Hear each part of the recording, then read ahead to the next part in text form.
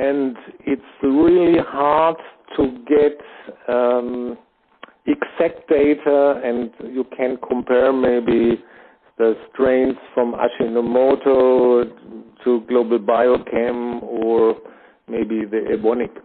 I know from my own company that we started the lysine business in the end of the 80s, buying a strain coming from a Spanish company. And then we tried to optimize the strain in the first years by our own, but it was not so successful. So we went out and asked for help. And in the year 2005, we made a big jump forward because we had a project sponsored also by the German Ministry of Technology, bringing together a lot of specialists in, I would say, strain development on the enzymes, on the genes, on how to construct a stable strain, downstream processing, and everything you need. I think 7 groups working together for, I think, 4 or 5 years. So, and at the end, we ended up with a strain which is really competitive. So, competitive to all the strains used by companies who stay much longer in the business compared to us. So that means the figures I give you. Karl-Heinz, when you say that, let me ask you a question quick.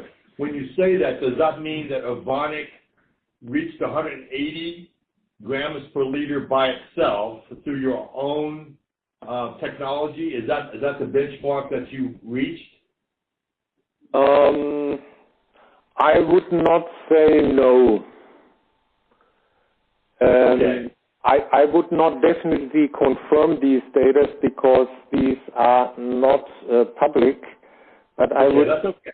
Yeah. having 180 grams per liter by your own strain and fully understanding how what he needs to produce it, I would say you are then on a safe side related to the production costs.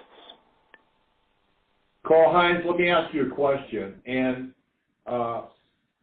with all the new technology out there today, and biotech technology, and foundries, and CRISPR, and whatever, where do you think this business is going to go in terms of yield and titer in the future?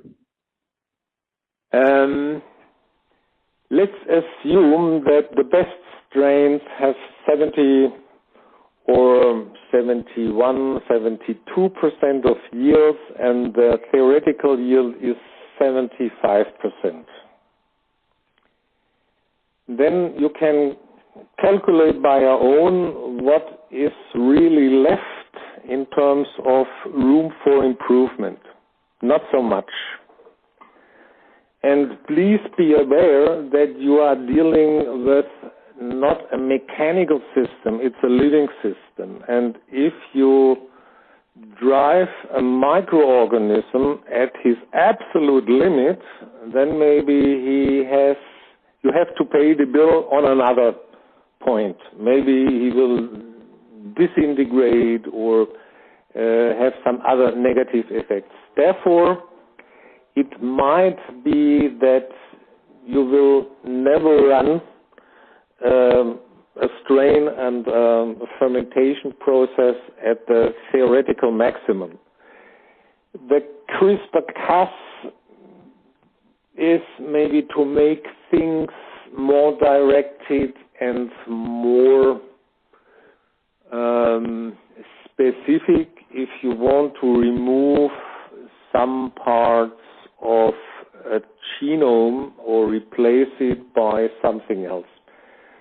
What you can do, it's really a good question, is that if you amplify genes, that means to get overproducing strains, then you bring this machinery of the lysine metabolism forward and reduce maybe the other parts of the metabolism.